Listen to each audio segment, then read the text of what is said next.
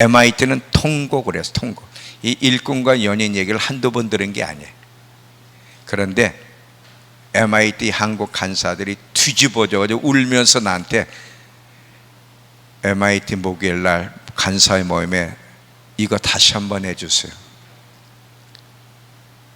통곡을 들린 거야. 여러분 잘 봐요. 아까 제가 그랬죠. 믿음은 들음으로 나고 들음은 그리스도의 말씀으로 믿음이 생기고 듣는다. 말씀을 들어야 된다고. 또 마태복음 4장 4절에 보면 사람은 떡으로만 사는 것이 아니라 여호와의 입에서 나오는 말씀. 이 말씀이 뭐냐면 성경을 얘기하는 게 아니에요. 로고스가 아니에요. 성경은 로고스지. 하나님 말씀인데 문자란 말이에요. 근데 거기에서 말하는 말씀은 레마야. 성경 읽다가 읽는 가운데 묵상하고 읽는 가운데 이것을 음성을 들어야 돼. 그게 레마야. 그 음성이 들려야 사람은 깨어나고 깨닫게 되고 믿음이 생기고 회복이 되는 거야. 이게 일꾼과 연인과 일꾼에 대한 얘기는 MIT 한두 번 들은 게 아니에요. 근데 이번에는 그들이 들린 거야. 하나님의 음성을 들은 거야. 그러다 보니까 충격을 받는 거지. 나는 오늘 이 시간에 여러분도 주님의 음성이 들려지기를 바랍니다. 채복령의 소리를 들으면 안 깨어날 거야. 아니 뭐 똑같은 소리지 뭐. 근데 하나님의 음성이 들리면 자기가 자기 모습이 보이고 깨어나는 일이 일어나는 거야. 지금 여러분이 가지고 있는 모든 고민들의 해답은 오늘 여기에 다 있어요. 내가 어떻게 일꾼이고 연인이 아닌지를 알아야 돼. 연인이 되면 고민할 게 없는 거야. 여러분, 연인이 생겼어. 근데 연인을 만나러 가는데 지긋지긋하고 지루한 사람 뭐야?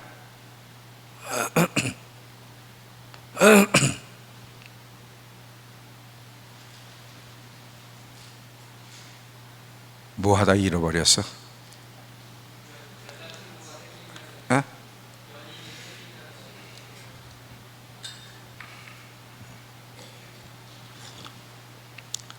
연인 만나러 가는데 또 나가야 돼. 또 만나러 가야 돼. 그만 갔으면 좋겠다. 지겨워 죽겠네. 손 들어봐. 그런 사람. 아침에 만나자 그래도 즐겁고 오후에 만나자 그래도 즐겁고 저녁에 만나자 그래도 즐겁고 새벽에 만나자 그래도 아무 상관이 없는 거예요. 연인을 만나는 일이 어떻게 지겨운 게 있을까? 지루한 힘이란 어디 있어? 그냥 보고 싶을 뿐, 만나고 싶을 뿐. 일꾼은 일꾼이기 때문에 모든 게 지루해. 또 예배 드려야 돼. 하나님께 나가는 게 너무 힘들어. 일꾼이니까. 일꾼은 일이 있어야 나가. 일 때문에 나가는 거야. 연인은 일 때문에 나가는 게 아니라 연인이 보고 싶어서. 근데 여러분 연애해보면, 연애 안 해본 사람 여기 지금 몇 사람이 있는데 니네도 이제 연애해봐라. 연애해보면 24시간 함께 있어도 지루하지가 않다 이거지. 그리고 연인을 만나러 갈 때 얼마나 준비를 잘하고 가. 그게 연인이야. 연인이 생겼을 때 나타나는 모습이야. 만약에 저와 여러분이 예수님이 우리의 신랑이고 내가 그분의 연인, 신부라는 이 정체성을 분명히 깨닫게 되면, 연인으로서의 모습이 회복이 되면 우리가 고민한 모든 것들은 고민할 필요가 없는 거예요. 왜 갈등이 있고 고민하고 왜 이렇게 하나님께 나오는 게 힘드냐? 일꾼이기 때문에. 연인이 아니고 일꾼이기 때문에 힘든 거예요. 오늘 제가 이 연인과 일꾼에 대한 얘기를 아주 자세히 얘기할 건데, 제가 아까 그랬죠. 채복령의 소리로 들으면 여러분 깨어나지 않을 거예요. 저를 통해서 하나님이 하시는 그 음성을 들어야 깨어날 거고 살아날 거고 새로워질 건데, 오죽하면 20년 동안 나하고 같이 늘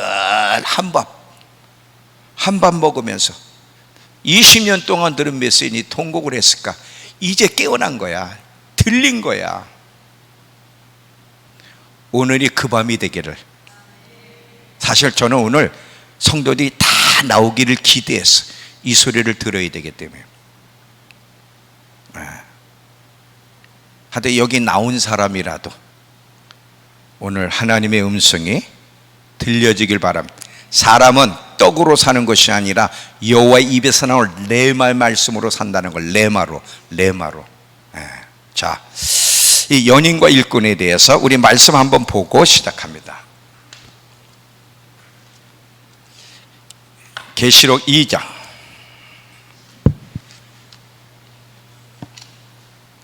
계시록 2장. 에베소 교회를 한번 볼게요. 계시록 2장 1절부터.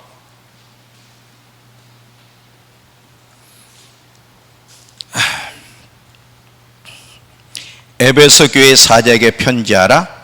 오른손에 있는 7뼈를 붙잡고 7 금촛대 사이를 거니시 내가 이르시되, 내가 네 행위와 수고와 네 인내를 알고 또 악한 자들을 용납하지 아니한 것과 자칭 사도라 하되 아닌 자들을 시험하여 그의 거짓된 것을 내가 드러낸 것과 또 내가 참고 내 이름을 위하여 견디고 게으르지 아니한 것을 아노라.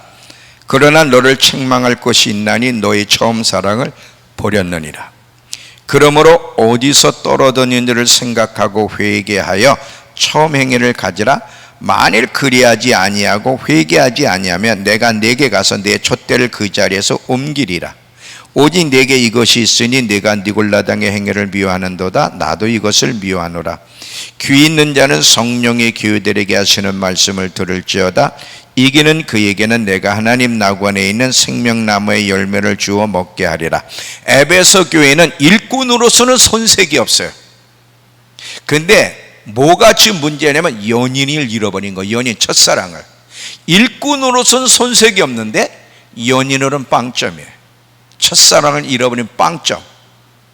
이렇게 됐을 때 신랑 되시는 예수님이 이 요한계시록에는 7교회는 신랑을 기다리는 신부인 교회로 하여금 신랑을 기다리고 맞이하려면 어떤 부분을 교정받고 고쳐야 되는지 신부 수업이 요한계시록에는 7개의 얘기예요. 일꾼으로 나를 만날 수가 없다는 거예요. 연인의 모습이 나를 만날 수 있는 길이라는 거지. 지금 여기서 우리는 일꾼과 연인에 대한 이야기를 하면서 일꾼보다 연인이 되는 것이 얼마나 중요하고 연인이 되는 법을 배우는 것이 어떻게 마지막 때를 준비할 수 있는 길인지를 이야기하려고 해요. 자, 우리의 정체성을 표현해 주는 말들이 많은데 하나님의 자녀라는 것도 우리의 정체성이고 제자, 용사, 일꾼도 또 우리의 정체성의 한 부분이죠. 일꾼, 충성스럽게 하나님 앞 충성하는 일꾼이 돼야 되는 것. 그리고 연인이에요. 나름대로의 다 중요한 정체성이지만 가장 중요한 정체성, 우리가 목표 삼아야 될 정체성은 신부예요. 신부. 왜 그렇습니까? 이것이 하나님이 인간을 창조하신 궁극적인 목적이기 때문에 그러는 거예요. 자, 하나님이, 자 보세요. 하나님이 인간을 창조할 때는 모든 피조물 가운데 특별하게 창조하셨어요. 하나님의 형상을 따라. 자, 모든 피조물 가운데 천사도 있고 짐승도 있고 인간이 있는데 모든 피조물 가운데 아주 인간만 독특하게 하나님의 모습을 닮은 존재로 창조하셨어요. 이유가 뭘까? 만약에 하나님이 인간을 일꾼이 없어서 일꾼으로 창조하셨다면 이렇게까지 창조할 필요가 없죠. 그리고 이미 인간 창조하기 전에 이미 일꾼 천사들은 얼마든지 있었어요. 하나님이 인간을 하나님의 형상대로 창조하신 것은 이미 창조되기 전에 하나님 마음속에 의도 계획이 있었어. 뭐야? 자, 일단 피조물로 태어나야 되죠. 이 피조물에서 머무는 것이 아니라 자녀된 권세를 받고 결국은 예수님의 신부로까지 자라가게 하기 위한, 이게 하나님이 인간을 창조하신 목표라는 것을 기억하셔야 돼요. 자, 우리 한번 성경을 봅니다. 로마서 8장 29절을 보시면, 로마서 8장 29절,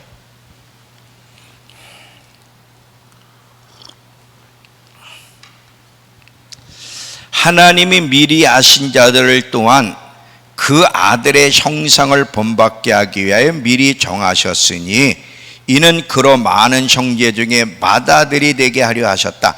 그러니까 하나님은 이미 인간을 창조할 때 단순한 피조물, 특별한 피조물이 아닌 하나님의 자녀가 되게 하는 것이 하나님이 인간을 창조하신 목적이라는 거야.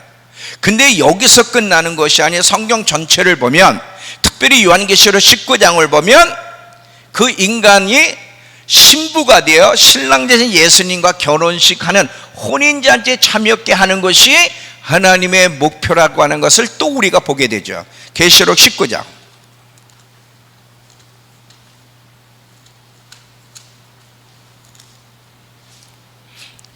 계시록 19장 7절에서 9절까지.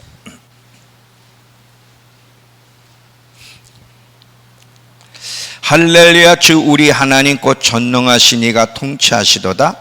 우리가 즐거워하고 크게 기뻐하며 그에게 영광을 돌리세. 어린 양 혼인계약에 이르렀고 그 아내가 자신을 준비하였으므로 그에게 빛나고 깨끗한 세마포옷을 입도록 허락하셨으니 이 세마포옷은 성도들의 옳은 행실이로다 하더라. 천사가 내게 말하기를 기록하라. 어린 양 혼인잔치에 청함을 받은 자들은 복이 있도다 하고 또 내게 말하되 이것은 하나님의 참되신 말씀이라. 지금 아들로서 끝나는 것이 아니라 신부로까지, 이 하나님의 인간을 창조하신 궁극적인 목적은 피조물에게서 어떤 영광의 자리, 하나님의 자녀가 되는 영광의 자리, 거기서 머무르는 것이 어떤 더 영광이야, 왕의 신부의 자리까지 나아가는 것이 하나님이 인간을 창조하신 목적이라는 거예요. 이게 궁극적인 목적. 그러니까 하나님은 친밀한 교제 속에 서로 마음을 나누고 깊이 사랑할 연인을 원하셨고 그 연인으로 하나님이 인간을 창조하셨다는 것을 기억하셔야 돼요. 일꾼이 아니라 연인, 신부. 이걸 어디서 봅니까? 아담에게서부터 보죠. 자, 하나님이, 자, 창세기 3장으로 가보시면 늘 선언할 때 아담을 찾아오셨는데, 자, 창세기 3장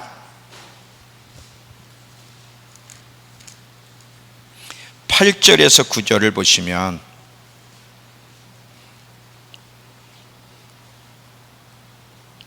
창세기 3장 8절에서 9절, 그들이 그날 바람이 불 때에 동산에 거니시는 여호와 하나님의 소리를 듣고 아담과 그 아내가 여호와 하나님의 낯을 피하여 동산 나무 사이에 숨은지라. 여호와 하나님이 아담을 부르시며 그에게 이르시되 네가 어디 있느냐. 자, 지금 하나님이, 지금 이들이 범죄해서 하나님이 이제 나타나실 때 숨었지만 매일매일 서늘한 시간에 하나님이 아담과 하와를 찾아왔다는 거. 왜 찾아왔을까? 만약에 이 인간들이 일꾼에 불과했다면 일꾼을 매일 만나러 가는 사람이 어디 있어? 없어. 제가 아까 그 연인 관계 얘기했죠. 우리가 결혼하기 전에 연애해 봤잖아요. 결혼하기 전에 연애했을 때 연인이 생기면 어떻게? 날마다 보고 싶고 함께 하고 싶고, 날마다만이 아니야, 매일매일도, 매일 하루 가운데도 수시로, 아침에도 오후에도 저녁에도 수시로 연인을 보고 싶은 게 자연스러운 거야. 하나님이 피조물들 가운데 왜 인간을 매일매일 찾아오셨을까? 연인이기 때문에. 하나님이 우리를 창조한 거는 연인이야, 연인. 사랑을 나누며 깊이 교제하고 싶은 연인을 원하셨기 때문에 하나님은 인간을 창조하셨다는 것을 기억하셔야 돼요. 여러분이 연인의 삶으로 나가지 않으면 예수 믿는 이유를 모르는 거예요, 지금.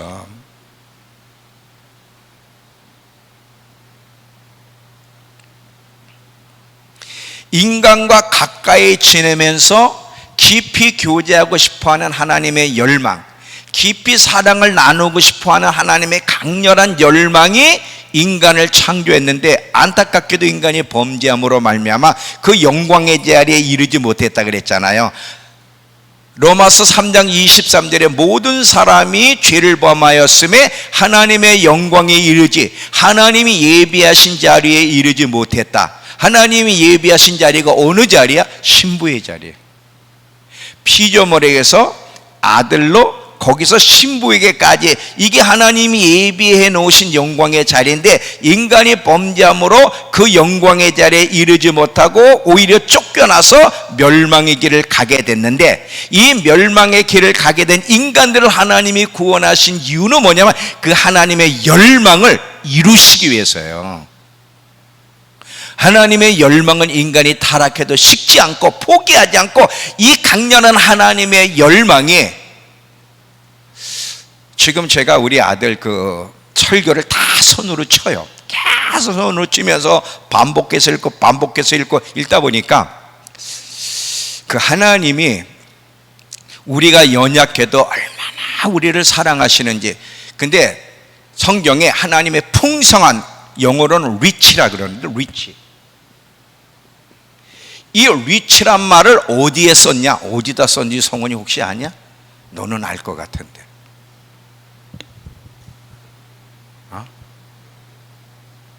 너도 몰라?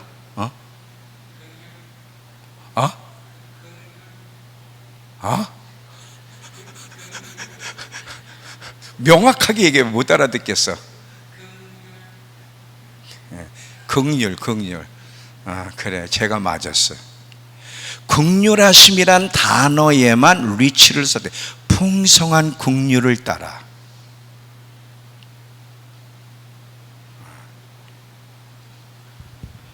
하나님이 왜 우리를 용서하시느냐? 그 하나님의 긍휼이 견디지 못해서, 풍성한 긍휼이 견디질 못해 인간을 구원하셨다는 거예요. 그런데 제가 그 쓴 것을 다 손으로 치면서 줄 긋고 공부하면서 얼마나 도전이 되고 은혜가 되는지, 그 하나님이 그렇게 풍성한 긍휼하심으로 우리를 구원하기 위해서 아들을 대가를 치러서, 세상에 이런 이상한 짓이 어디 있어? 그렇잖아. 우리를 하나님이 사랑한다는 건 이해가 돼. 근데 우리를 사랑하시고 용서해서 그 아들을 죽이신단 말이야? 세상에 이런 일이, 이런 논리가 어디 있어? 근데 이렇게 당신의 아들을 십자가에 죽이신 이유가 뭐예요? 단순히 천국 가게 하기 위해서? 정말 그래? 그 하나님 마음속에 있는 강렬한 열망, 연인, 신부, 잃어버린 신부를 찾아서 다시 사랑을 나누는 신부로 우리를 회복시키기 위해서 그 하나님의 마음속에 있는 식지 않은 갈망, 이 열망이 아들을 내어주게 됐고 우리를 구원하셨다는 거야. 단순히 예수 믿고 천국 가고 복 받고?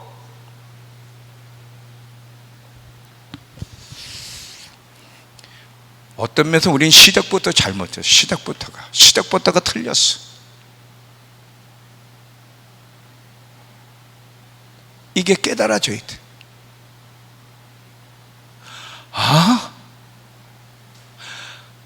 하나님이 나를 원하셨단 말이야? 여러분, 만약에 우리가 노처녀들 이런 얘기, 결혼을 못하던 처녀가 결혼하게 됐으면 얼마나 흥분스럽고 영광스럽습니까? 그죠? 근데 그 처녀가 재벌하고 결혼하게 됐어.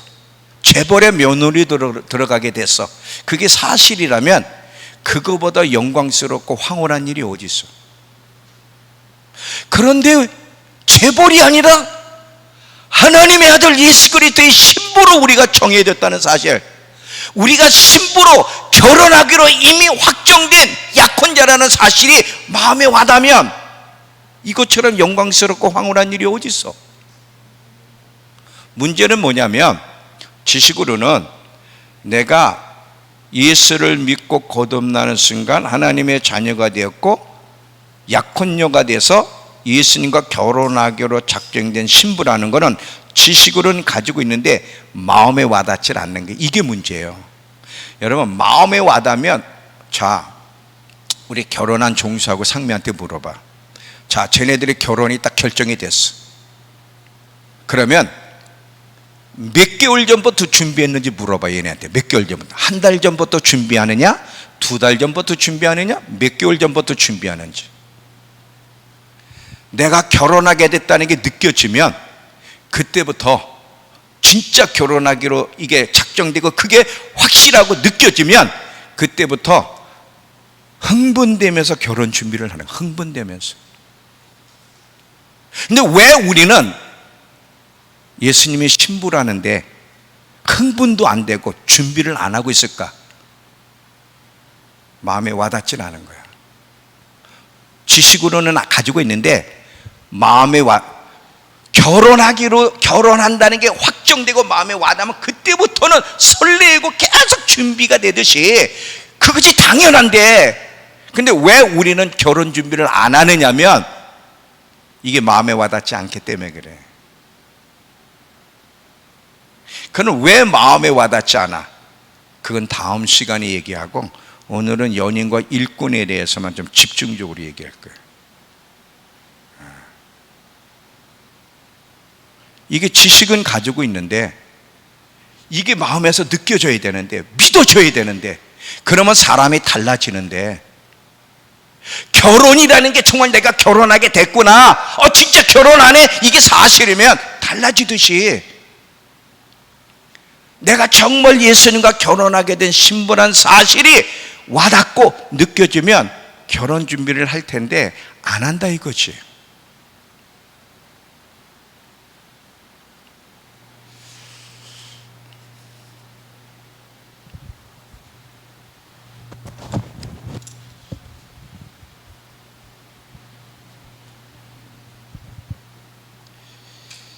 이게 지금 우리의 큰 문제예요.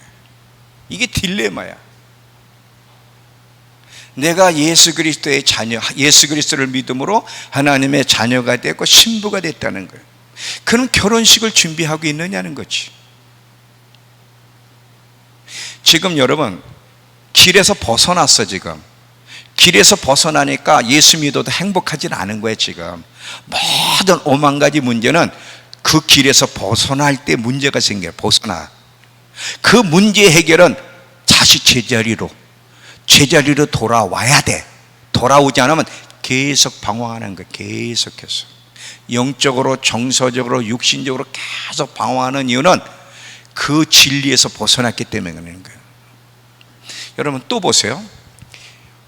우리가 이스라엘과 하나님의 관계를 생각하게 되면 이스라엘은 그냥 하나님과 백성의 관계로만 생각하지만 사실은 성경을 보면 하나님은 이스라엘의 구원자일 뿐만 아니라 남편이란 사실을 성경에 계시하고 있다는 것. 더 중요한 건 남편이야. 계속 하나님이 이스라엘 백성으로 하여금 돌아와라를 또 뭐라고 그러냐면 남편이 내게로 돌아오라고 계속 그래.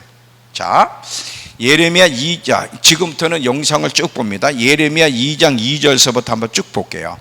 자, 지금 예레미야 2장 2절에 보면 새 번역으로, 자 보세요. 너는 가서 예루살렘 사람들이 들을 수 있게 이렇게 외쳐라. 나 주가 말한다. 네가 젊은 시절에 얼마나 나에게 성실하였는지, 네가 신부 시절, 이게 언제냐? 시내산에서 언약을 맺을 때 얘기야. 광야, 시내산에서 언약은 결혼 언약이라는 거 이미 들었죠? 일라이트 선교사를 통해 들었잖아요. 그게 바로 결혼 언약이었다는 것. 네가 신부 시절에 얼마나 나를 사랑하였는지 저 광야에서 씨를 뿌리지 못하는 저 땅에서 내가 어떻게 나를 따랐는지 내가 잘 기억하고 있다. 그러니까 여기 보면 하나님이 이스라엘 백성과 시내에서는 언약을 맺은 것은 하나님과 이스라엘 백성 간의 언약이 아니라 결혼식이었다는 걸 우리가 아는 거야. 결혼 언약. 그러니까 하나님이 이스라엘 백성을 선택한 거는 결혼한 부부로서의 그들을 선택한 거지, 단순히 백성으로서 어떤 일을 시키기 위해서 선택한 것이 근본적인 목적이 아니라는 걸 여기서 보게 돼요. 근데 이들은 계속 그 언약 관계를 깨트리는 거예요. 자, 이번엔 예레미야 31장 32절을 보시면, 자, 이 언약, 이제 새로운 언약을 맺을 건데, 이 새로운 언약은 내가 그들 조상들 손에 손을 잡고 애굽 땅에서 인도하여 내던 날에 맺은 것과 같지 아니할 것은, 지금 애굽에서 시내 산에서 맺은 것과 같지 않은 다른 새로운 언약을 맺는다고. 왜? 그 언약은 이들이 파괴시켰기 때문에. 맺은 것과 같지 아니할 것은 내가 그들의 남편이 되었어도 그들이 내 언약을 깨뜨렸기 때문이다. 여호와의 말씀이라는 거예요. 지금 이미 시내에서 결혼 시간에는 계속 외도를 하는 거예요. 우상 숭배하고 다른 신을 섬기고 바알을 부르고 계속해서 결혼 관계를 깨뜨려 버린 거예요. 근데 하나님이 이렇게 깨트린 이스라엘을 아주 멸망시키지 않고 결국 마지막 때 다시 회복을 시키실 건데, 회복시키는 이유가 뭔지를 이제 또 설명을 합니다. 자, 이번에는 예레미야 3장 14절. 자, 여호와의 말씀이니라. 배역한 자식들아 돌아오라. 나는 너희 참된 남편이라. 내가 너희를 성읍에서 하나와 족속 중에 둘을 택하여 너희를 시온으로 마지막 때 다시 데려오겠고. 근데 다시 데려오는 이유가 뭐야? 내가 너희 남편이기 때문에 데려온다는 거야. 다시 너희를. 자, 이번에는 호세아서로 가보세요. 호세아서 2장 7절을 보시면, 그녀는 그녀의 애인들을 쫓아가지만 이스라엘 백성들이 그 애인이 하나님인데 하나님이 아닌 다른 애인을 쫓아가지만 그들을 따라잡을 수 없고 그들을 찾지만 발견하지 못할 것이다. 그러면 그녀가 말할 것이다. 내가 내 첫 남편 하나님께로 돌아가겠다. 그때가 지금보다 좋았다. 지금 이 호세아서는 뭐냐? 마지막 때 하나님이 이스라엘을 계속 징계하면서 그들을 막는 거야. 지금 다른 여인을 따라가지 못하도록. 근데 하나님이 그렇게 할 때 결국 그들이 뭘 깨닫고 돌아가냐? 내가 하나님이 내 진정한 남편이라는 걸 깨닫고 그 남편에게 돌아가게 한다는 거지. 자, 계속 하나 더. 또 2장 16절에 여호와께서 이르시되 그날에 내가 나를 내 남편이라 이제 부를 것이고 다시는 내 바알이라 일컫지 아니하리라. 내가 바알들의 이름, 즉 거짓된 신들의 이름을 그들 입에서 제거하여 다시는 그 이름을 기억하여 부르는 일이 없게 하리라야. 자, 지금 하나님이 이스라엘 백성과 관계를 맺을 때 무엇을 마음에 두고 그들을 부르셨냐면 부부관계야. 하나님이 남편이고 그들이 아내야. 이 결혼관계를 위해서 그들을 선택하셨는데, 이들은 시내산에서 결혼 언약을 맺고도 결국 그 관계를 파괴시켜버린 거야. 우상을 숭배하며 다른 신을 따라감으로 말미암아. 이랬을 때 하나님이 계속 그들로 하여금 징계하고 가로막고 결국 그들을 돌아오게 할 건데, 그들을 돌아오게 하시는 이유는 내가 그들의 남편이기 때문에. 그리고 그들이 돌아와서 뭐라고 고백해? 더 이상 다른 신을 부르는 것이 아니라 하나님이 내 진정한 남편이라고 고백하며 참된 남편이 내게 돌아오게 하기 위해서 그들을 회복시키겠다는 거지. 여러분, 신랑 대신 예수님이 오실 건데 그 예수님이 누구를 데리러 오세요? 일꾼을 데리러 오는 게 아니야. 일꾼이 잘못됐다는 게 아니야. 일꾼도 필요한데 일꾼을 근본적으로 데리러 오는 게 아니라 누구를 데리러? 신부를 데리러. 신부를. 준비된 신부를. 그래서 에베소 교회에 일꾼으로서는 손색이 없는 에베소 교회를 향해서 연인의 모습인 하나님과의 관계, 연인의 관계는 사랑의 관계거든. 그 사랑의 관계가 깨지고 잃어버렸을 때 첫사랑을 회복하라. 그리하지 않으면 내가 촛대를 옮겨버리겠다는 거야. 일꾼으로서는 정말 손색이 없는 에베소 교회를 향해서 연인의 관계를 회복하지 않으면 너 나를 못 만난다는 거지. 이해가 돼요? 근데 교회는 연인이 많아요, 일꾼이 많아요? 대부분이 일꾼이야. 대부분이 일꾼.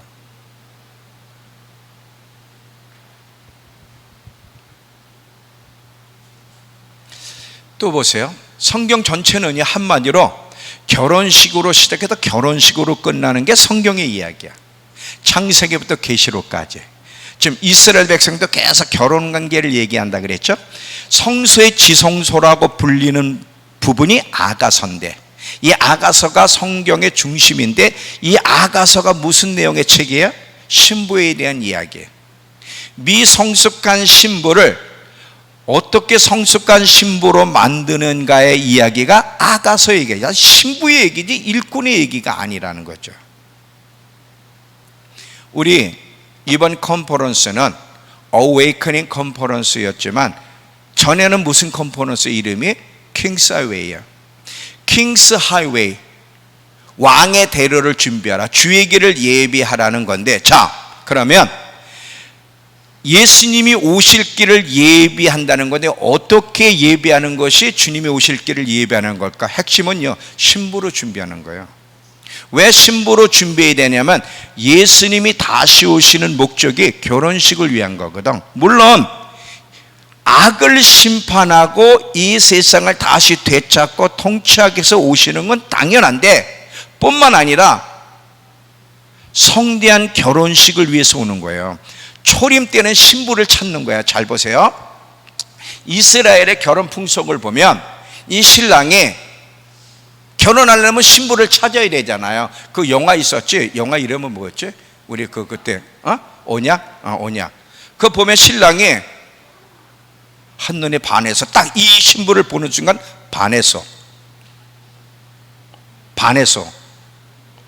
반했다고. 그래서 신부를 찾았어. 근데 그걸로 끝난 게 아니에요. 이제 신부가 결혼하기 위해서 가잖아요. 신랑이 갔죠? 그러면 초림은 신부를 찾기 위해서 온 거예요. 결혼할 신부를. 그래서 예수 믿고 거듭난 자가 이제 약혼한 신부가 된 거지. 찾았단 말이에요. 그 신랑이 갔어요. 지금 갔어. 이제는 그 찾은 신부와 실제로 결혼하기 위해서 신랑이 온다는 거야. 초림은 신부를 찾기 위해서 왔다면, 재림은 찾은 신부, 잘 준비된 신부와 실제로 결혼식을 하기 위해서 오시는 거야. 이해가 돼? 그러면 결혼식 할 신부는 언약이라는 영화를 봤죠. 가만히 있어도 결혼식을 해요? 잘 준비하고 있어야 돼. 잘 준비하고 있어야 돼. 언약이라는 영화 봤잖아요. 잘 준비하고 있어요. 킹스 하이웨이, 주의 오실 길을 예비하는 것, 왕의 대로를 예비한다. 어떻게 하는 게 왕의 대로를 예비하는 건가? 신부로 결혼식을 잘 준비하는 것이 결국은 왕의 대로를 예비하는 거예요. 성경 전체는 결혼에 대한 이야기야.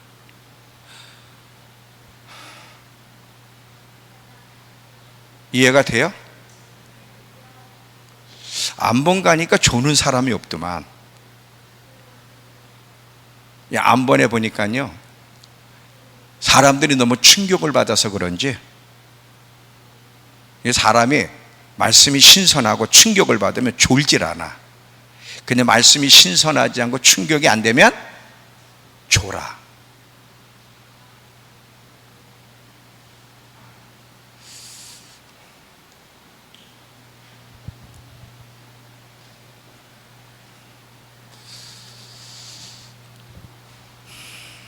그러니까 주의 오실 길 예비한다, 주의 오실 길을 예비한다는 것은 신부로 잘 준비해 가는 것이 바로 주의 오실 길을 예비하는 길이에요. 열처녀 비유가 그것을 얘기하잖아. 지혜로운 다섯 처녀처럼 항상 기름, 성령의 충만함이라고 할 수도 있고 하나님과 더 친밀함이라고 할 수도 있는 이 기름을 준비하는 가운데 신랑과의 친밀함 속에서 신랑을 기다렸던 지혜로운 다섯 처녀, 잘 봐요. 기름을 준비했다는 게 뭐예요? 신랑과 친밀한 교제 속에서 그 신랑을 기다린 신부를 얘기하는 거야. 어리석은 다섯 처녀는 지식으로는 신부야.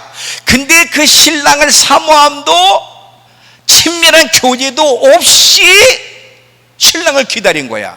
지혜로운 다섯 처녀는 계속 매일매일 신랑제자 예수님을 찾고 그분을 그리워하며 그분을 사모하고 그분과 깊은 교제 속에 매일매일 준비했던 것이 지혜로운 처녀야. 그 처녀들을 신랑이 데리러 오는 거예요. 준비된 신부들을. 아까 제가 그랬죠. 요한계시록에 나오는 7교회 얘기는 신랑을 기다리는 신부인 교회들에게 신랑 되시는 예수님이 직접 신부 수업을 하는 거야. 신부 수업을.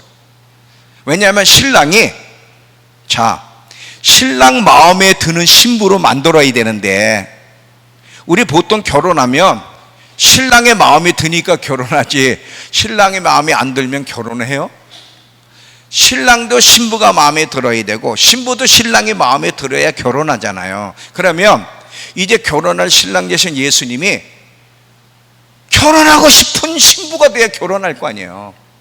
그러면 결혼하고 싶은 신부로 지금 만드는 신부 수업을 직접 챙기는 것이 요한계시록이라. 그래서 요한계시록 하면 에베소 교회 서머너교회 쫀득해서 너는 이게 문제야, 이걸 고쳐야 돼, 이걸 고쳐야 돼. 이게 무슨 얘기예요? 신부 수업을 직접 그분이 챙기시는 거거든요.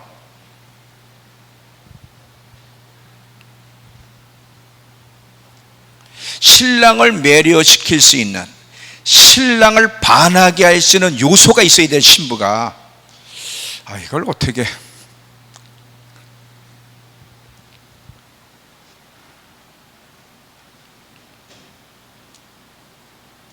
신랑이 신부를 보면 반해야 되는 거예요. 그러니까 결혼하기를 하면 신부가 몸매 관리를 왜 하는 거야? 몸매 관리를 왜 해? 그리고 막 바르고 막 이 얼굴 어떤 사람은 또 고치고 막 그러는 이유가 뭐야? 신랑을 반하게 만들어야 되잖아. 매료시켜야 되잖아. 그렇잖아요. 그러니까 신랑으로 하여금 뿅 가게 만들어야지, 쉽게 말하면. 예수님이 신부를 보고 반해야 되는 거야. 그래서 신랑의 마음을 매료시키는 신부가 되도록 만들기 위해서 신부 수업을 요한계시록을 통해서 하는 거예요. 그래서 요한계시록 1장 1절부터 3절에 보면 이 예언의 말씀을 읽는 자와 듣는 자와 그 가운데 기록한 걸 지키는 자가 복이 있으니 때가 가까움이라. 그리고 신부에게 깨끗하고 세마포옷을 입도록 허락하셨으니 이 세마포옷은 성도들의 옳은 행실로다 그랬거든. 신랑의 마음을 사로잡을 수 있는 신부로 준비시키기 위해서 예수님이 직접 신부 수업을 한 것이 요한계시록이라는 거예요. 그래서 그 요한계시록에 나오는 말씀을 따라 살아가는 것이 신랑의 마음을 사로잡는 길이고, 세마포를 준비할 수 있는, 드레스를 준비할 수 있는 길이라는 거죠.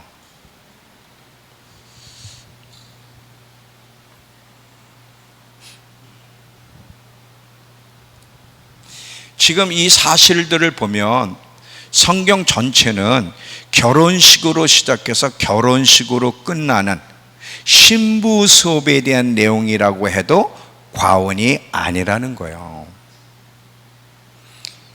이게 출발해야 돼. 예수 믿고 거듭난 자들이 이거를 깨달아야 돼. 그냥 예수 믿고 천국, 예수 믿고 복, 이게 아니라.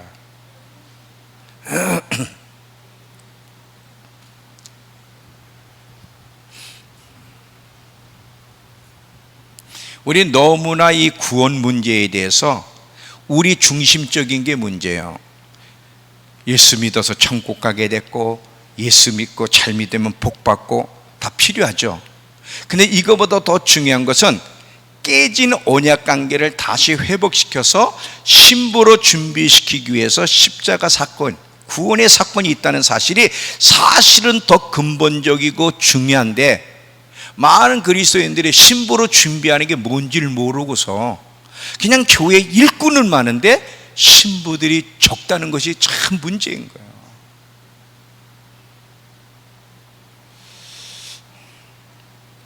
안타까운 거는 성도들 한 사람 한 사람도 신부의 정체성이 마음에 와닿지 않으니까 신부로 결혼식을 준비하지 않고 있고, 오늘날 교회도 하나님의 의도를 몰라서 성도들로 하여금 신부로, 사실은 목회자가 존재하는 이유, 교회가 존재하는 이유는 다른 게 아니에요. 예수님의 신부로 잘 준비되도록 가르치고 훈련하여 신부로 잘 준비시키기 위해서 교회가 존재하는 거고 목회자가 존재하는 거지, 단순히 충성하는 일꾼에 머무르게 하기 위해서 하나님이 교회의 목회자를 준 것이 아니라는 거예요.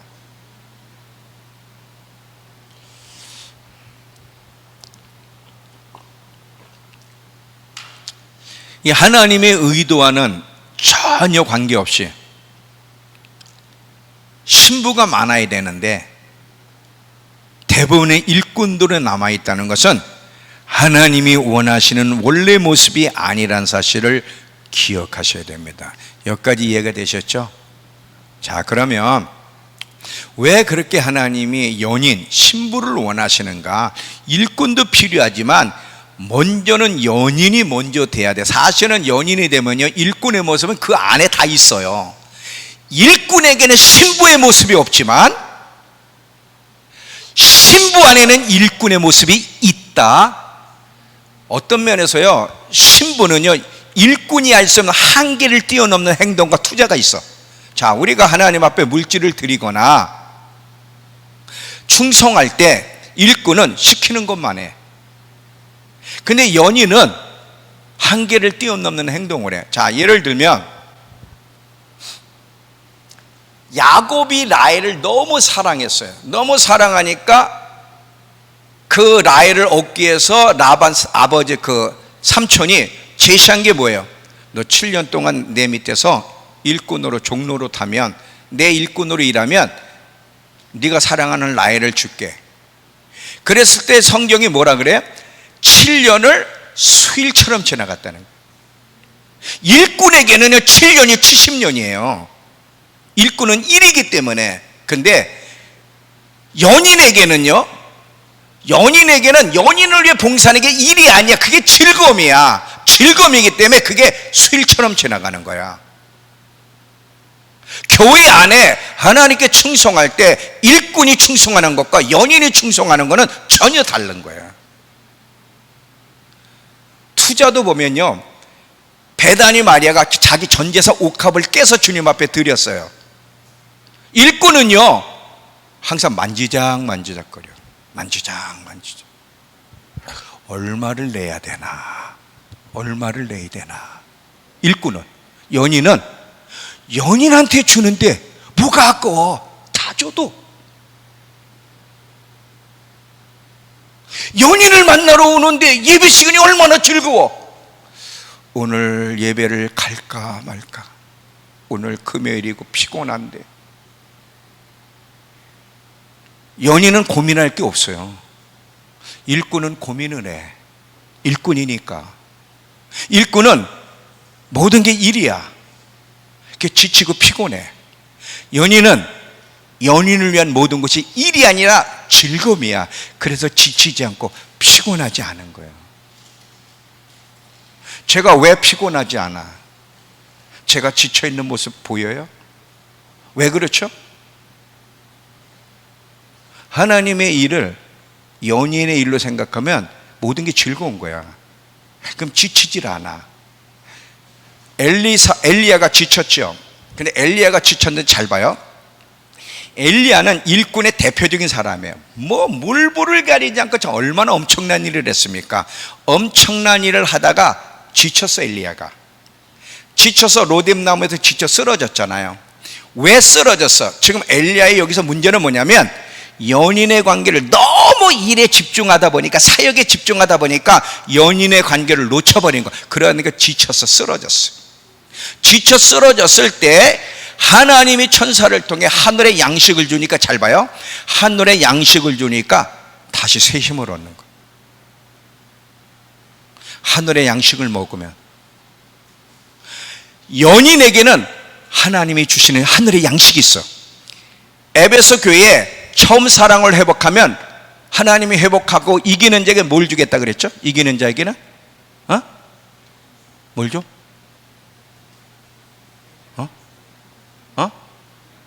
생명나무의 열매를, 하나님 낙원에 있는 생명나무의 열매를 줘 먹게 하겠다 그랬잖아요. 천사를 통해서도 하늘의 양식을 먹으니까 지쳤던 엘리야가 힘으로도 40주 40야를 갔단 말이에요. 어마어마한 힘과 어마어마한 소생이 일어났어. 하늘의 그 양식 조금 먹었는데도. 그러면 에베소 교회에 처음 사랑을 회복한 자에게는 하나님 낙원의 생명나무의 열매를 주어 먹게 하겠대. 그러면 지쳐 안 지쳐? 안 지치지. 그러니까 엘리야의 문제점은 무엇이냐? 왜 지쳤냐? 일꾼으로서만 살았기 때문에, 연인의 관계를 놓쳤기 때문에 지친 거예요. 그래서 이사야 40장 31절에 여호와를 앙망하는 자는 새 힘을 얻으리니 독수리가 날개치며 올라감 같을 것이요 다른 박자라 해도 곤비치 않겠고 걸어가도 피곤치 아니하리라. 그게 사실이에요. 연인은 하나님이 주신 생명나의 열매를 믿음 안에서 먹기 때문에 그게 즐겁기 때문에 그렇게 지치지 않는 거야. 그런데 일꾼은 모든 게 귀찮아, 시켜야만 해. 그리고 지쳐, 피곤하고. 어떻게 하나님의 일을 하는데 피곤해? 어떻게 하나님의 일을 하는데 실증이 있을 수 있어? 왜 하나님이 우리에게 연인을 원하는지 아세요? 연인에게는 모든 것이 즐거움이야, 행복이야. 연인을 위해 사는 게 행복하다고. 일꾼하고 연인은 전혀 다른 거예요.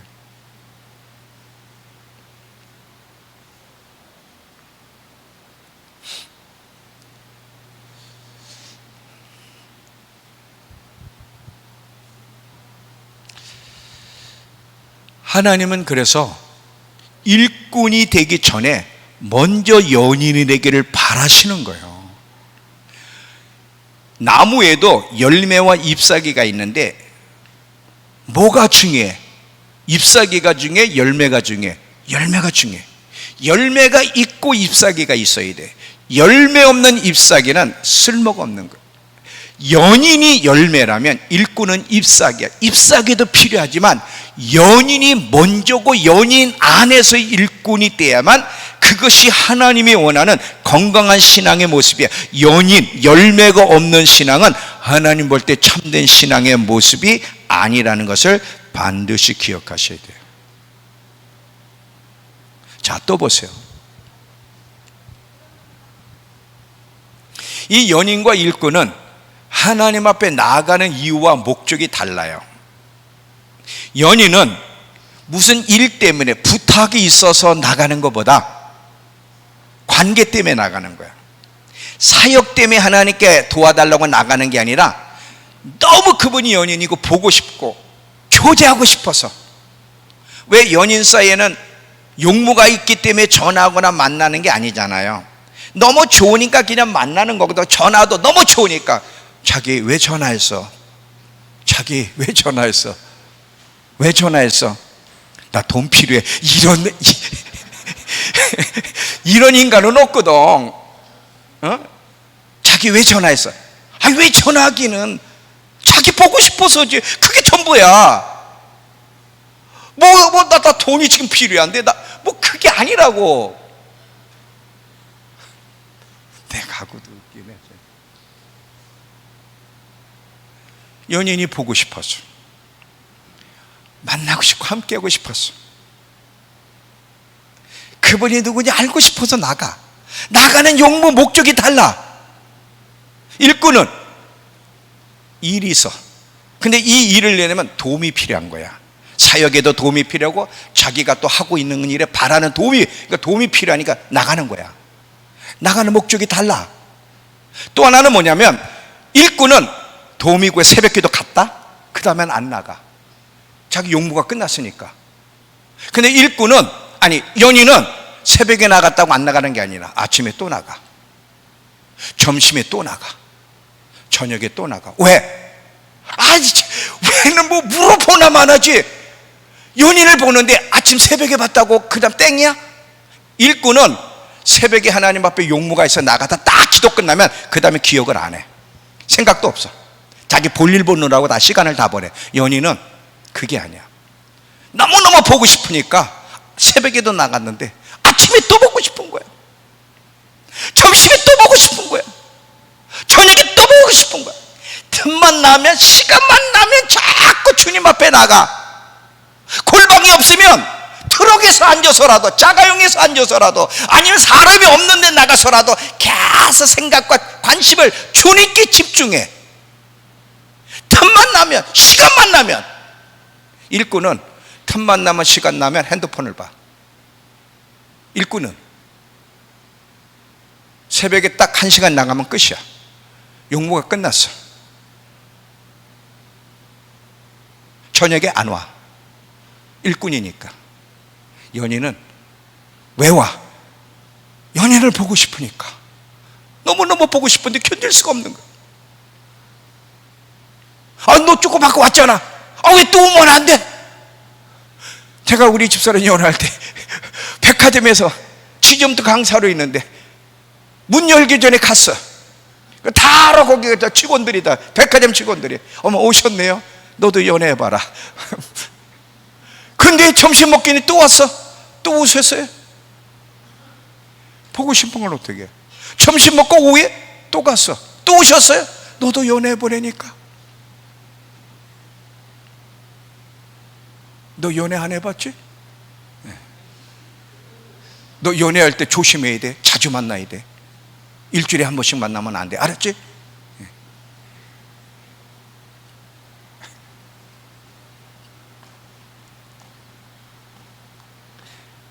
내가 일꾼인지 연인인지를 알아야 돼. 지금 왜 이렇게 나가는 게 힘들어? 왜 하나님 앞에 나가는 게 힘들어? 왜 저녁 예배 나가는 게 힘들지? 왜 기도로 하러 나오는 게 힘들까? 왜? 바빠서? 연인한테 물어봐. 바빠서 못 나오냐고. 다 핑계야. 다 핑계. 다 핑계. 연인을 잃어버린 거야. 연인의 모습을. 한때는 좋았어. 너무 예수님이 연인이야. 막 그리워. 스시로 나가는 거야. 그러다가 점점 연인의 마음이 식어지고 일꾼으로 남으니까 나왔다가 안 나왔다가, 나왔다가 안 나왔다가, 지금은 빠이빠이를 너무 많이 해. 빠이빠이를.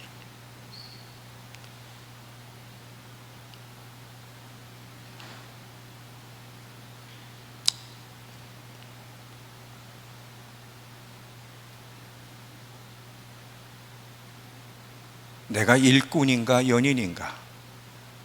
예수를 믿지만 나는 일꾼인가 연인인가? 이렇게 살아도, 이렇게 믿음 생활해도 되나?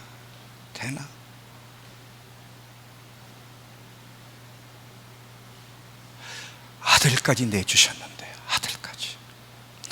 당신의 아들을 십자가에 죽이셨는데 이렇게 살라고 죽이셨을까? 한번 생각을 해봐야 돼. 틈만 나면 뭐 하는지. 틈만 나면 뭐 하세요? 시간 주어지면 뭐 하세요?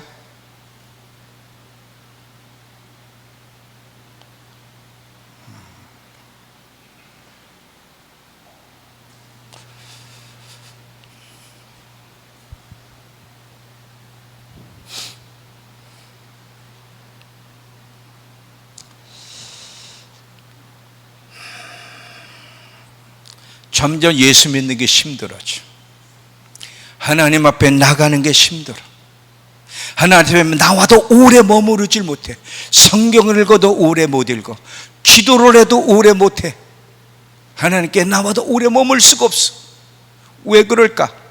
연인을 잃어버렸기 때문에. 일꾼이 되면 오래 머물 수가 없는 거예요.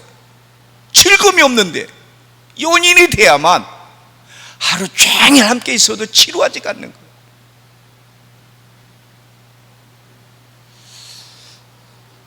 다윗이 날마다 하나님을 찾았어요. 그죠?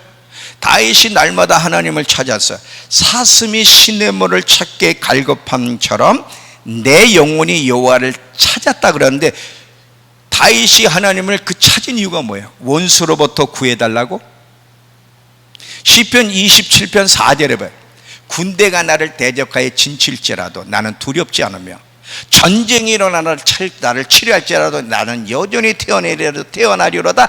내가 여호와께 바라는 한 가지를 꼭 그것을 구하리니 내 평생에 내 여호와의 집에 살면서 여호와의 아름다움을 보며 그 아름다운 하나님을 예배하는 것. 광야 생활 빨리 끝나게 해달라고, 좀 삶을 좀 편하게 해달라고 찾은 게 아니야. 나 삶 좀 편하게 해주세요. 너무 고달퍼요. 언제까지 원수로부터 쫓겨다니는 일을 해야 됩니까? 이것 때문에 다윗이 찾은 게 아니야. 연인과 함께하고 싶어서, 그 여인을 더 알고 싶어, 그 여인이 주는 생명수를 먹고 싶어서 계속 찾은 거야. 사슴이 시냇물을 갈급한 것처럼 주님이 너무 갈급해서 주님을 원하기 때문에 계속 찾았다는 거지. 내 마음에 합한 자, 내 마음에 합한 자.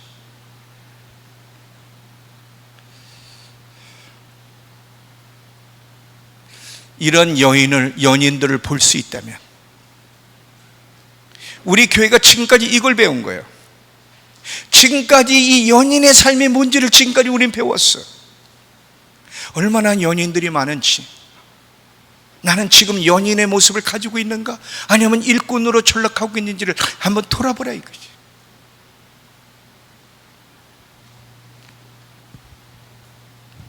이게 들리면요 통곡이네. 들리면 통곡이 일어나. 이게 들리면 통곡이 일어나. 그래서 통곡하는 거예요. 통곡은 아무나 하는 게 아니에요. 보여지고 느껴지고 깨달아지고 들려야 통곡이 일어나는 거예요.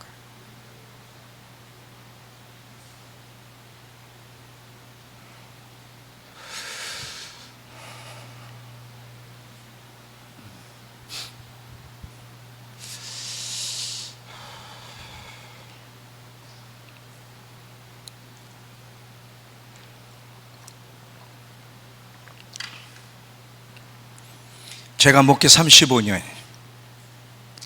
10년 일꾼으로 죽으라고 애를 쓸 때는 지쳤어. 탈진돼서 목회를 그만두려고 했어요. 그러다가 기도원에서 주님을 다시 만나고 주님이 저한테 질문한 게 뭔지 아세요? 누가 주인이냐야. 너 날마다 나를 주여 주여 하는데 누가 주인이냐야. 네가 주인이니 내가 주인이니? 그러면서 네가 나를 아니? 나도 나를 모르는데 네가 무슨 나의 일을 한다고 그래? 너 목회 내려놔. 지금부터 내가 누구인지, 하나님이 어떤 분이신지를 알게 해달라고 지금부터 기도해라. 딴 거 하지 말고. 그래서 계속해서 목회 잘하게 해주세요, 사역 성공하게 해서 이게 아니야. 하나님이 누구신지 알게 해주세요. 그러면서 연인의 삶을 그때부터 배우기 시작한 거야. 연인이 뭐냐? 연인이 왜 하나님이 나를 부르시고 창조하셨을까? 왜 독생자를 주셔서 나를 구원하셨을까? 그때부터 연인의 삶을 지금까지 계속 배우면서 내 입에서 연인이 되다 보니까, 연인이 되기 전에는 뭐가 나의 행복이고 내가 뭐가 만족이냐? 환경이 주어져야 돼. 일꾼은 환경이 주어지고 영향력, 인정, 사역의 성공이 목적이야. 그래서 그게 잘 돼야 행복해. 그게 즐거움이야. 내 환경이 좋아야. 연인은 그게 즐거움이 아니야. 하나님의 행복이고 하나님의 만족이야. 항상 하나님이 중심이기 때문에 연인은 연인의 삶을 배우게 되면 입에서 무슨 고백이 나오냐? 하나님이 나의 행복이라는 걸 알게 돼. 하나님은 나의 만족이시고 하나님은 내 생명보다도 소중한 보물이시구나. 내가 살아가는 이유는 하나님이시네. 하나님이 나의 전부라는 것이, 이거는 연인의 입에서만 나올 수 있는 고백이야. 일꾼은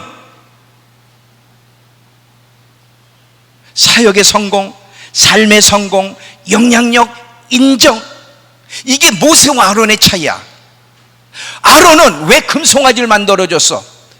백성들 그 금송아지를 만들어줘가지고 이스라엘 백성에게 환호를 받아서 우리 아론 지도자가 최고라고 막 인정을 받는 거야. 막 그 영향력이 생겼지. 모세는 계속 손가락질 당하는 거 계속했어. 모세는 하나님을 원했고 하나님의 임재만을 원했어. 가나안을 원하지 않았어. 하나님이 함께하지 않는 가나안 나 안 갑니다. 아니, 하나님이 함께 올라가지 않는다고 저도 안 가겠습니다. 그런데 일꾼은 하나님의 임재가 아니야. 임재를 원하지 않아. 가나안을 원하기 때문에 하나님이 임재 아니하더라도 오케이야. 오케이. 전혀 달라. 전혀 달라. 왜 그렇게 하나님이 연인을 원하셨고 그 아들까지 죽여서 아들까지 십자가에 죽이신 이유가 우리에게서 어떤 모습을 보고 싶으셔서 그렇게 아들을 희생제물을 삼으셨을까? 일꾼? 아니에요. 연인이야. 연인.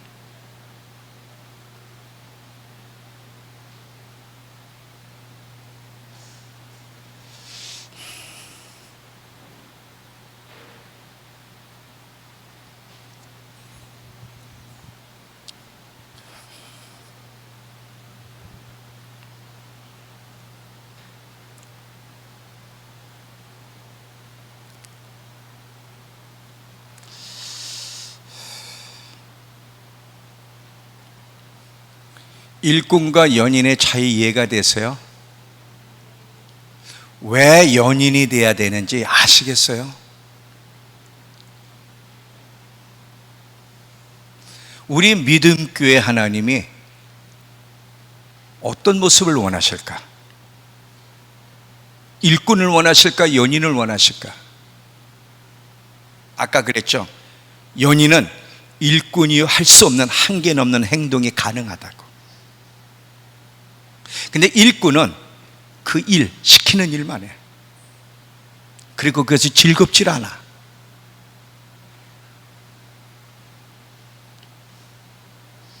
하나님은요, 당신의 마음속에 있는 비밀과 계획들을 아무한테 계시하지 않아요. 일꾼에겐 계시하지 않습니다. 연인에게만 계시를 해요. 요한복음 15장 가보세요. 요한복음 15장. 요한복음 15장 14절 15절. 종수야, 이 연인에 대한 노래가 뭐가 있는지, 이거 연인 일꾼에 대한 노래. 요한복음 15장 14절 15절. 요한복음 15장 14절 15절. 너희는 내가 명하는 대로 행하면 곧 나의 친구라. 이제부터는 너희를 종이라 하지 아니하리니 종은 주인이 하는 것을 알지 못함이라. 너희를 친구라 하였노니 내가 내 아버지께 들은 것을 다 너희에게 알게 하신다는 거예요. 여러분, 절대 일꾼은요, 하나님이 무슨 일을 계획하고 계신지 모릅니다. 비밀을 알려주지 않아요. 소돔과 고모라 도성이 심판될 때까지 하나님은 이미 하기 전에 아브라함은 의논해. 아브라함아, 어떻게 했으면 좋겠니? 근데 롯은 심판이 임할 때까지 어떤 일이 일어난지 감을 못 잡았어요. 여러분, 베다니 마리아에게 잘 봐요. 어떻게 제자들도 몰랐던 예수님의 장례를 베다니 마리아가 준비할 수 있었을까? 지금까지 제자들은 사역에 집중하며 일꾼에 집중하면서 계속 따라왔어. 근데 베다니 마리아는 누가복음 10장 38절에서 42절 보니까 그분의 발치 앞에 앉아서 그분의 입에서 나오는 말씀을 듣는 거야. 참 좋은 선택을 한 거야. 그렇게 그분을 원해. 이분이 어떤 분이신지, 그 연인의 삶을 원한 베다니 마리아에게 예수님의 장례를 알게 해주시는 거. 왜 오셨는지, 그 주님이 오신 이유를 딱 깨닫고 장례를 준비했는데, 놀라운 것은 제자들은 감도 못 잡았다는 거야. 차이가 뭐야? 연인과 일꾼의 차이야. 연인과 일꾼의 차이. 하나님은 이 세상에서도 여러분, 누구와 속마음을 털어놓으면, 민정아, 우리 민정이가 속마음을 털어놓는다면 누구한테 속마음을 털어놓을까? 나한테 속마음을 털어놓겠니? 상미한테 속마음을 털어놓겠니? 아니면 성훈이한테 속마음을 털어놓겠니? 웃었어. 누구한테 속마음을 털어놓겠어? 절대 성훈이한테도 속마음 안 털어놓겠지? 왜냐하면 친밀하지 않으니까. 나한테도 속마음 안 털어놔. 근데 상미한테는 속마음을 털어놔. 왜? 속마음을 털어놓을 정도의 친밀하니까 그러는 거예요. 세상도 그런데 하나님도 마찬가지예요. 하나님이 누구에게 자기의 비밀을 얘기해요? 신부에게.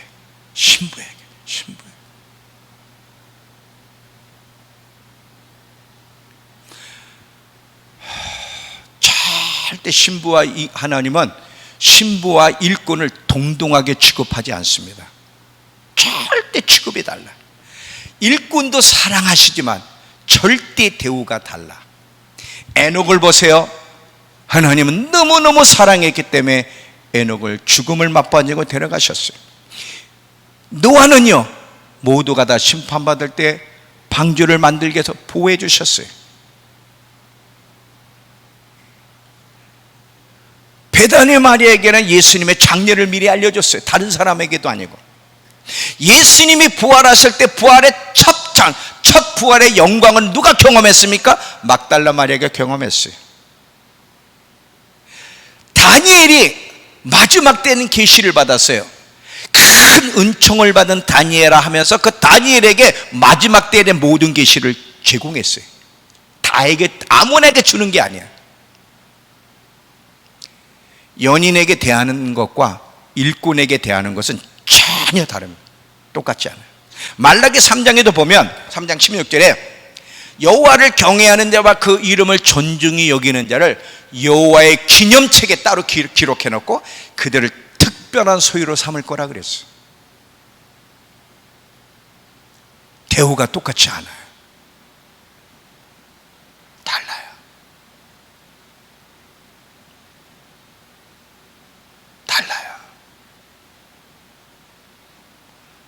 달라요. 왜 하나님이 내게 가까이 하지 않지? 왜 하나님이 내게는 말씀하지 않는가? 왜? 일꾼이니까. 연인이 되고 싶은 마음이 없는 거예요. 연인의 대가를 치르려고 하지 않아. 그래서 그런 거예요. 우리 모두를 사랑하시지만, 그리고 그 긍휼이 풍성하시지만 똑같이 대우하는 게 아니에요. 그렇다고 똑같이 대우하는 게 아니에요. 자, 이 말하고 이제 서서히 마무리할게요. 왜 연인이 돼야 될까? 연인은 배도하지 않아. 아가서 8장에 보면 어떤 홍수로도 어떤 불로도 끌 수 없는 사랑이 있다는 거예요. 마지막 때 많은 사람들이 배도할 때 죽음도 두려워하지 않고 순교할 수 있는 사람은 연인이야. 일꾼은 못해. 그리고 이제 예수님이 다시 재림할 때 그 재림할 때 누구에게 먼저 찾아갈까? 여러분, 제가 비행기 딱 내렸어. 오래간만에 먼 나라에 갔다가 딱 내렸어. 누구한테 먼저 전화할까? 유기승 권사님한테 먼저 전화할까? 성원이한테 전화할까? 누구한테 먼저 전화할까? 그렇지, 우리 마누라한테, 우리 아내한테 전화하잖아. 사랑하는 사람에게 먼저 전화하잖아. 예수님의 재림할 때 누구한테 먼저 전화를 걸까? 누구에게 먼저 찾아오실까? 연인에게 먼저 당신의 영광을 보여주시는 거예요. 연인에게. 이 연인이 되는 게 얼마나 중요한지 어떻게 이걸 표현을 하지? 지금 반도 못했어. 반도 못했어.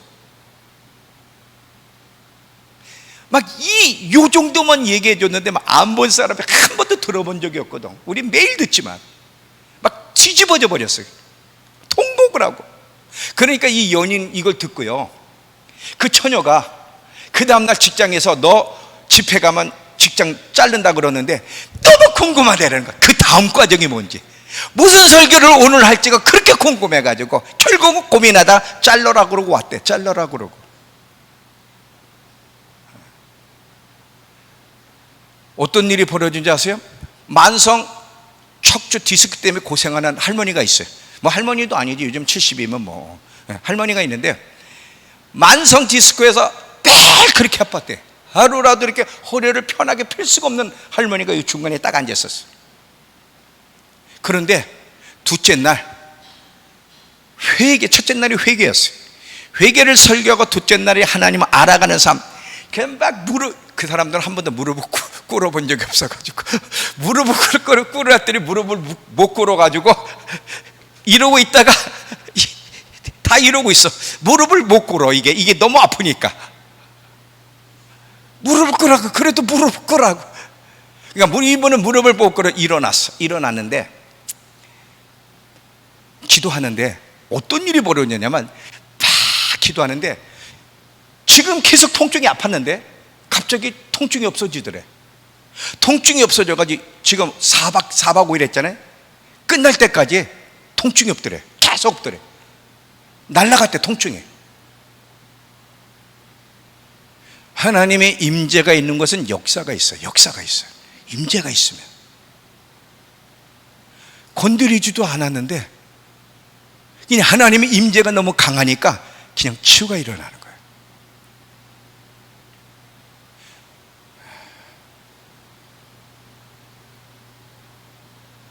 하나님이 우리에게서 기대하신 모습은 연인이에요, 연인. 그것이 우리를 창조하신 이유고, 아들을 보내서 독생자를 죽이신 이유야. 연인의 모습을 보고 싶어서, 연인의 모습을 보고 싶어서. 우리 다시 회복해야 돼. 다시 얼마든지 회복할 수 있어요. 얼마든지.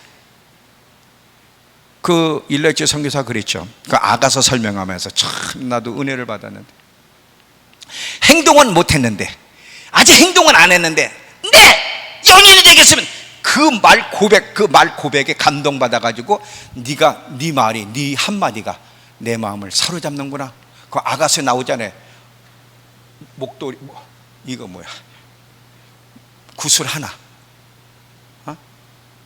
아직 행동까지는 안 했어. 깨닫고서 네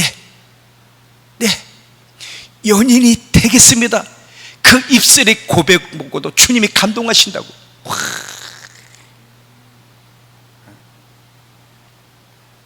고백만 해도, 중심에서 고백만 해도 하나님이 감동을 하신다. 연인이 돼야 돼. 연인이 돼야 돼.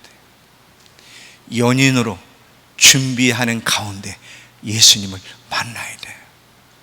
우리 믿음교회는 하나님이 연인의 교회로, 연인교회로 만든 거예요. 일꾼교회가 아니라 연인교회로. 지금까지 훈련시킨 목적이 그거고, 근데 너무나 연인의 모습을 잃어버리고 일꾼으로 남다 보니까 모든 게 지쳤어. 일꾼은 지쳐요. 연인은 안 지쳐. 왜? 주님의 일이 아니라 그게 그 자체가 즐거움이야.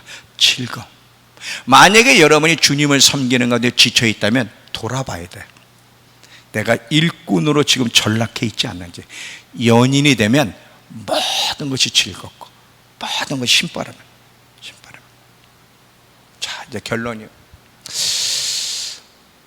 어떻게 연인이 되는 법을 배울 수 있을까? 어떻게? 간단해. 두 가지. 시간을 들여야 되고, 하나는 계속 찾아야 돼. 시간을 내서 계속 찾아야 돼. 주님 앞에 계속 찾아야 돼. 노크를 해야 돼. 계속 노크를. 계속 노크를. 왜 가끔 그런 얘기 있죠. 10번 찍어 안 넘어가는 나무 없다고. 그런 얘기 있잖아요. 자, 사실은요, 관심이 없어. 내가 유계승 권사님한테 이제 처녀 때 대슈 왜? 뭐 키가 크기를 하나, 잘생기기라, 머리가 다 빠졌네. 대슈. 근데 계속 대시를 하는 거야. 또 가서 대슈, 또 대시, 됐어. 또 가서 대시하는 거야. 커피 한 잔만. 계속 시간을 들이고 기다리는 거야. 예스가 떨어질 때까지 10번 찍는 거야. 찍어서 10번. 10번 찍으니까 네 그래. 그때부터 이제 네 그래. 네, 이때부터 불 붙는 거라니까. 네. 계속 주님 앞에. 여러분, 부지런히 찾는 자에게 상 주신다 그랬죠. 제가 이게 이 주일날 저녁 근데 부지런히, 하나님은요 하나님 앞에 게으른 걸 그렇게 싫어해요. 부지런히야. 부지런히 찾아야 되는데 안 찾아. 부지런히. 이 게으른 것만큼 하나님 앞에 죄가 없어요. 우리는 근데 이 게으른 걸 죄라고 생각을 안 해. 성경은 믿음이 없이는 하나님을 기쁘시게 못하나니 하나님께 나가는 자는 반드시 그가 계신 것과 부지런히 찾는 자에게 상 주신대. 부지런히. 근데 안 찾아. 이게 죄야. 부지런히 계속 예수할 때까지. 예수님 벌써 예수했지. 그분이 우리와 교제하고 싶어서 우리를 창조하셨는데 어찌 노하겠어요. 벌써 예수인데 그래도 우리랑 테스트. 진짜 나를 원하는지 계속 포기하지 않고 계속. 그때 주님이 한번 딱 만져주시면 그때부터 불이 붙는 거야. 그때부터 불이 붙는 거야.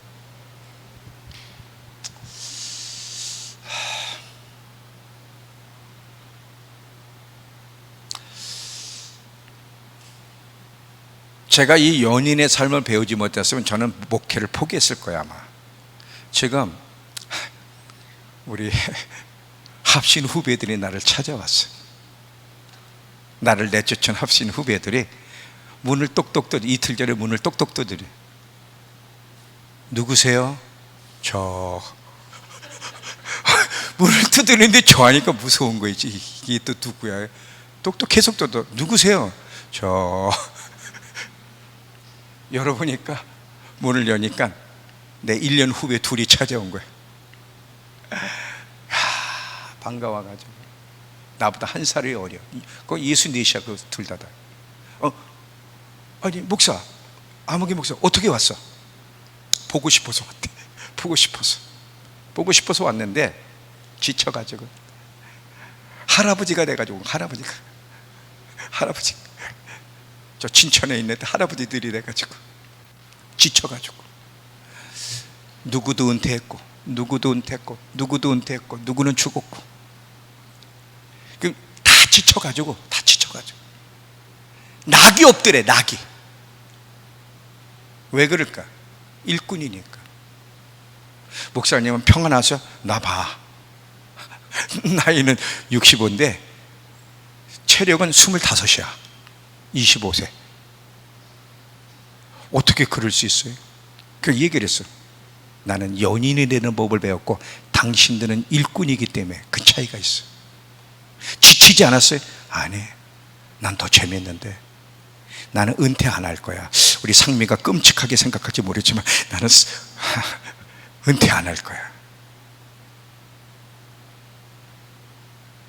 목사님, 안 본 지가 10년이 넘었는데 너무 놀랍네요. 어떻게 이럴 수 있죠? 자기는 지쳐가지고 은퇴 손꼽고 있고, 은퇴 지금 2년 남았다 3년 남았다. 이게 다 누구는 2년 남았고 누구는 자기는 지금 7년 남았다는 거지. 왜냐면 64세 70세 은퇴니까. 그거 손꼽아 기다리고 있다는 거예요. 왜 손꼽아 기다려? 은퇴가 어디서 주의 종이에요? 왜 은퇴하려고 그래? 지쳐서요. 왜 지쳤는데? 일꾼이기 때문에.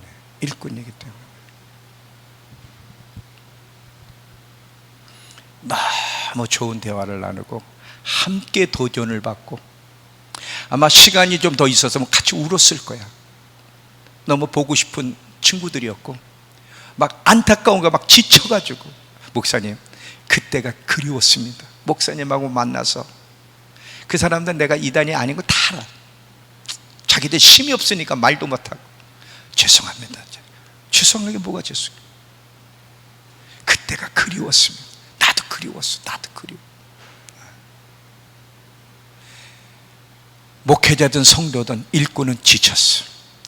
포기하고 싶은 거예요. 연인은 절대 안 그래. 죽을 때까지 포기라는 게 없어요. 연인은 즐거움이에요. 즐거움. 여러분, 할 수 있어요. 늦지 않았어요. 여러분이 마음만 품어도 주님이 감동을 하셔. 여러분이 그냥